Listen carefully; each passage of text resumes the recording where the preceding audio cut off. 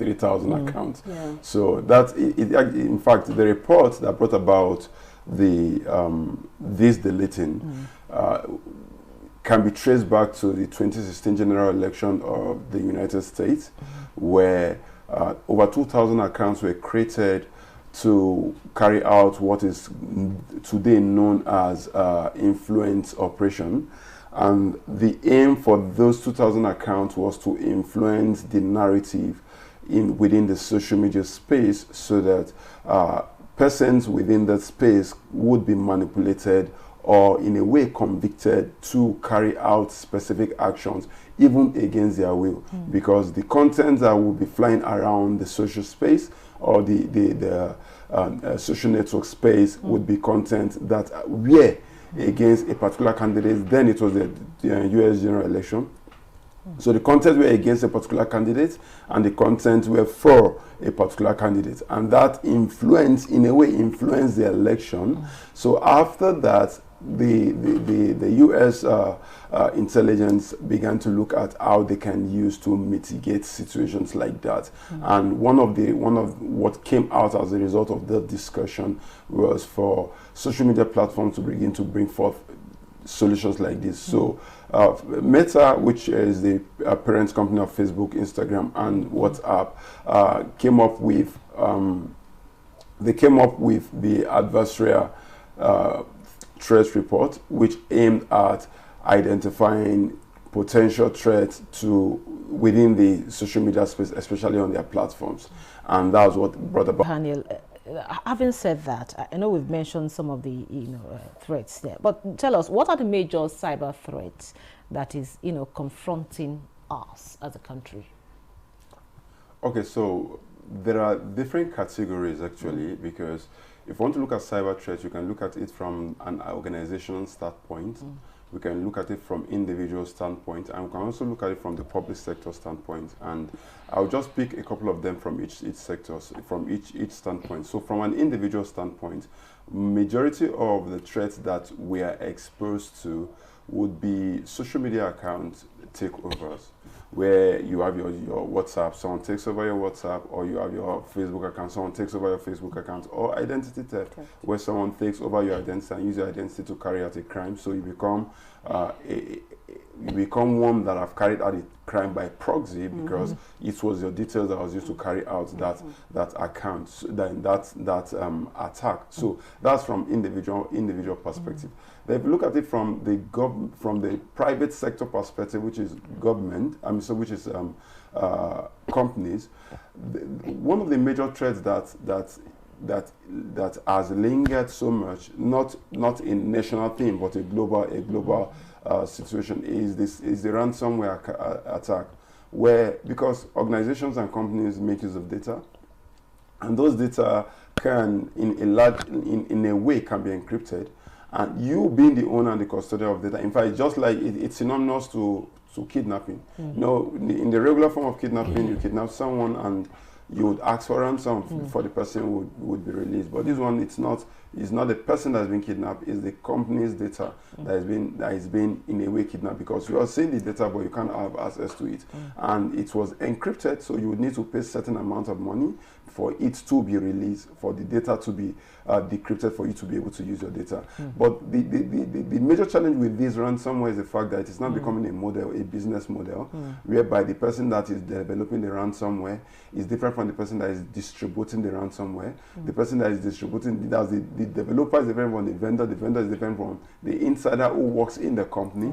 And on the long run, you'll find out that there is now a percentage sharing once the fund has been paid for the ransom and the data has been decrypted for the organization to make use of the data.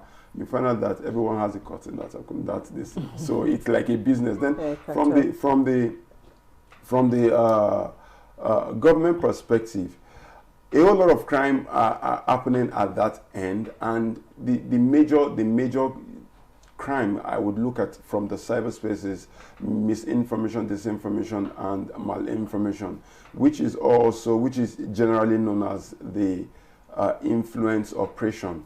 And even though it's a form of crime that is relatively not new, but the term influence operation is relatively new, but it's something that the government has been battling with, because information can come out on the social space now and they say that it is the government that releases the information. Meanwhile, the government knows nothing about it. So it's a huge concern, and it's something I think we should begin to look at possibility of mitigating and addressing.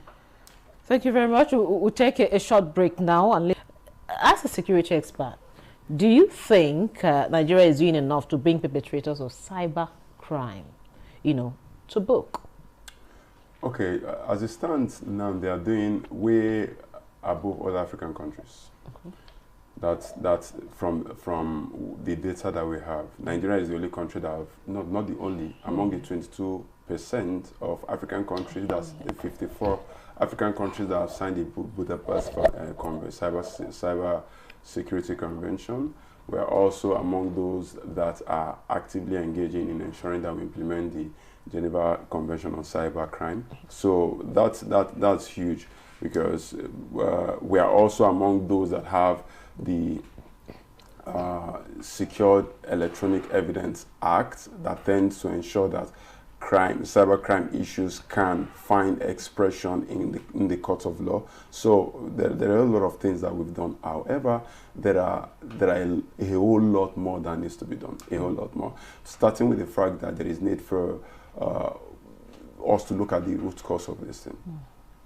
And I've had to engage with some of these guys at a personal level, and to a large extent, you'll find out that some of these guys are in the rural area, and they are largely dashed by hard economic hardship, and that's the truth, and that's the simple truth. Most of them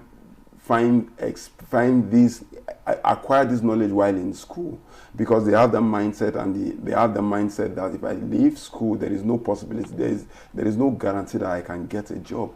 And because I can't get a job, if I have a skill that I can learn now that will earn me something while in school, why not engage in it? So you find out that economic hardship that does not take away the fact that reorientation is possible and is necessary. There is need for parents to also ensure that they checkmate their children, what they do, how they earn their funds. There is need for the society to also be on the lookout for all that. Now, another thing we need to look out for is the fact that there is high need for capacity building.